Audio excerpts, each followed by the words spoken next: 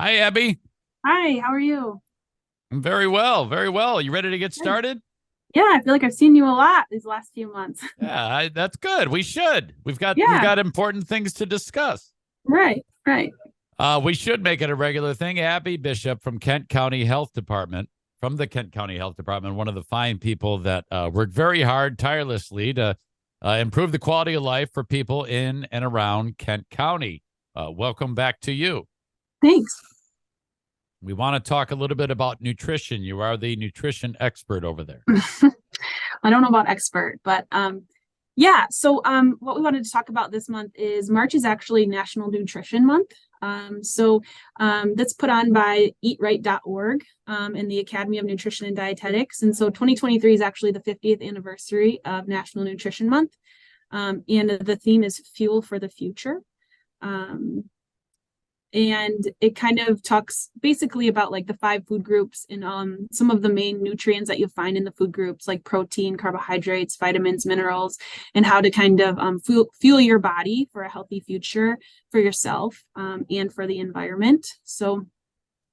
Talking about like nutrient dense foods, so foods that are packed with lots of different nutrients like protein, carbohydrates versus foods that are comprised mostly of sugar or carbohydrates. So, for instance, if you're having chicken Alfredo for dinner, you have the chicken and the pasta, but can you make it more nutrient dense by adding broccoli or some sort of vegetable in there? So that's what we mean by nutrient dense. It's kind of adding things to meals to make them more sustainable. Do you think that that is the biggest shortcoming, the vegetables?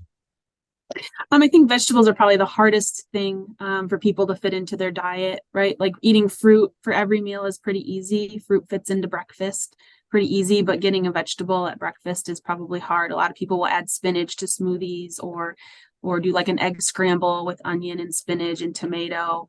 But when you're on the go and trying to get to work and get kids out the door, that's not always a feasible option. But um, I would say that vegetables are probably the hardest food group to fit in and kind of meet the need or the Um, recommendation. so people who might have that scenario where it's like, boy, I can't get my kids to eat a vegetable. Mm-hmm. How can you help in that regard? Yeah, you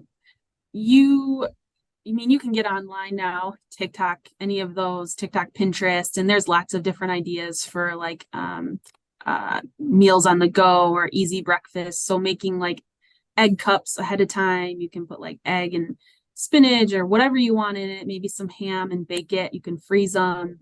There's lots of muffin recipes with like vegetables kind of in there. Um, using canned fruits and vegetables to your advantage. Obviously, they store longer. So if buying fresh produce is a challenge as far as like storing it or knowing how to use it, utilizing like those frozen and canned options, some of those steamable bags are so easy to just pop in the microwave and use throughout the week. When you described this initiative to make sure that people are doing this down the road, that's the idea, trying to build long-standing habits.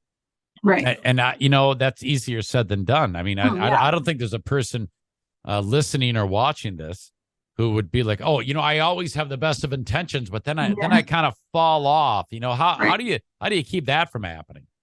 Yeah. I think we're all humans. You're gonna fall off. Some weeks are better than others, some days are better than others, but consistency, I think, is the best advice. And you miss a day or one day it just didn't work well for you.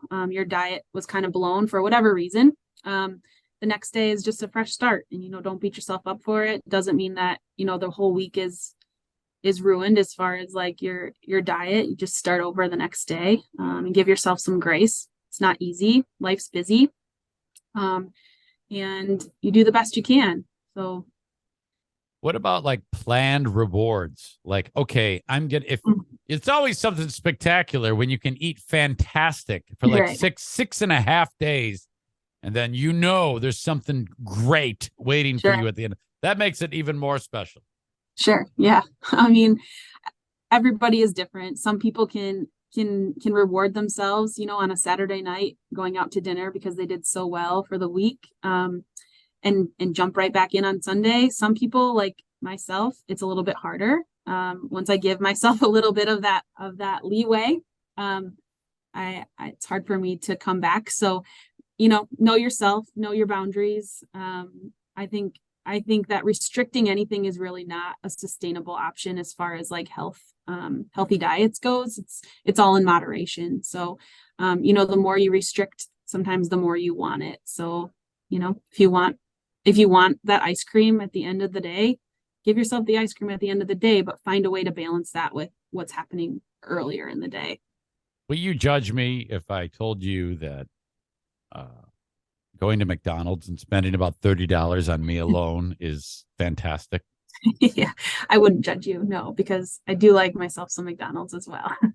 And I'm a dietitian, so that yes. Yeah. Okay, so eatright.org, right? Is that what you were saying? Yeah, so eatright.org, where you can do nationalnutritionmonth.org. There's tons of tip sheets, tons of resources, I think like 50 plus resources to check out for families, for older generations, for kids. I mean, it's just a vast array of different things, PowerPoints with information, games you can play with kids. I mean, it's just a really great resource, and recipes. So it's a great website to check out or to start with. Okay. All right. Well, I appreciate the time. Is there anything that we're forgetting? I don't want to leave anything out. No, I don't think so. Nope. Abby Bishop, Kent County Health Department, I appreciate your time, and I look forward to talking to you down the road. Great. Thank you. Thank you.